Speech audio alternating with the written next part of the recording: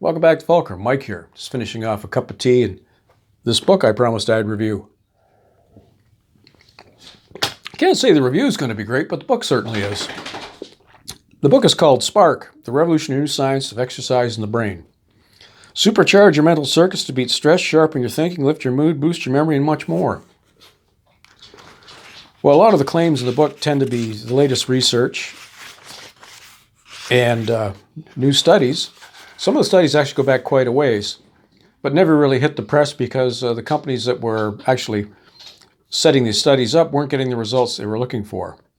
In other words, they were looking for drugs, not a simple pill that would just tell you to go out and move your body. A lot of it isn't really new when you look at what we know of history. For example, Plato says, in order for man to succeed in life, God provided him with two means, education and physical activity, not separately, one for the soul, the other for the body, but the two together. With these two means, man can attain perfection. That, of course, goes for women as well. So the basic gist of the book is that there's several ways you can go about improving your entire life, physically, mentally, dealing with depression, anxiety, and all manner of physical ailments. It goes into great deals how to get the best results with the least amount of effort as well, which is a big thing with a lot of people with tight schedules that we all have these days. What's interesting about the research in this book is the fact that it doesn't really matter what kind of exercise you do. If you do it on a regular basis at a high threshold, or at least an advanced threshold, it's going to have a beneficial effect on your well-being overall.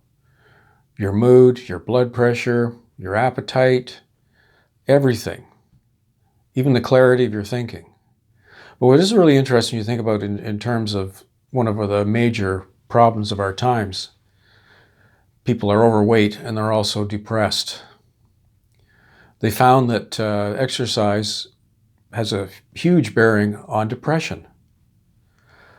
But the type of exercise you do also makes a big difference as to how the outcome will be. For example, they've done all kinds of testing on humans and lab animals. For example, they did a study in Japan where they had already healthy rats that were running on a treadmill to get a baseline of this basic neurotrophic factor in their brain.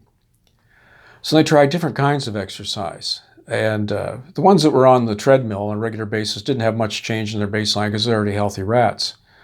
But when they took the same rats and started running them through mazes, having them climb ropes, do fun activities, climbing ladders and searching for food, that they had a 35% increase in growth factors in the brain.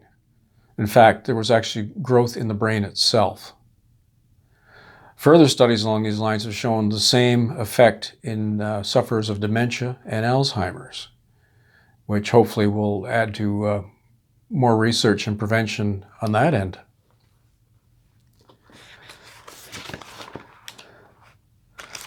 One of the true tests they did was they did a back-to-back experiment where they took people who were on an antidepressant like Zoloft in a control group, another group that did exercise, and then they did a third group that combined Zoloft and exercise.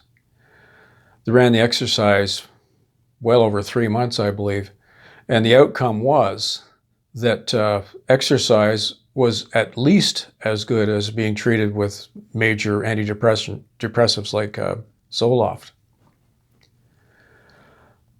The sad thing is, though, this study was done in 1999.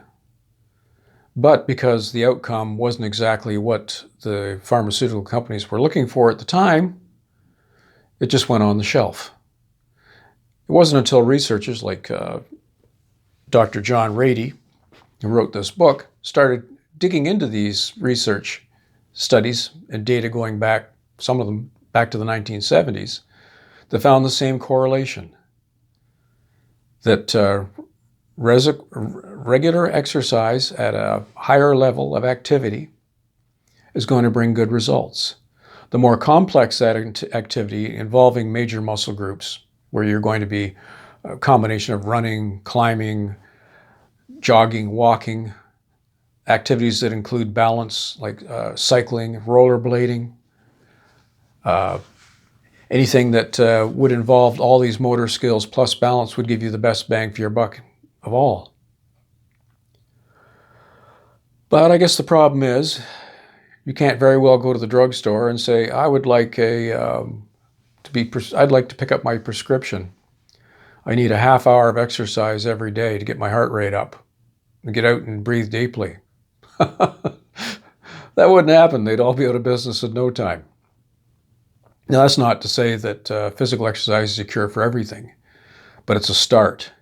I mean, some of the studies in here indicate that even if you went for a brisk walk every day for 15 or 20 minutes, it's going to start increasing the levels of this neurotrophic factor in your brain and improve your overall mood and well-being. And how hard is that? So in closing, the book is great. It has all kinds of studies in here. It's all in layman's terms, easy to understand, and it really does break down how this exercise affects things like dementia, Alzheimer's, depression, blood pressure, how we handle stress. Interesting studies on people that have regular workouts in the gym handle stress far better than those that don't, basically because of our old caveman fight or flight wiring, where if you ran into trouble or a stressful situation, either you ran away from it as fast as you could or you tried to fight it off. Of course, in modern society, we don't really have those options anymore. We just have to sit and stew and put up with it, all of which is highly detrimental to our well-being. So, think clearly, breathe deep, get out and enjoy the day. And as soon as I'm finished the editing, I'm going to put on my boots, and Sarah Smutley and I are going to go for a hike back in the marsh. So, from the Fulcrum, have a great day. I'll put a link down in the description for the book. And as always, if you like my little videos, like and subscribe.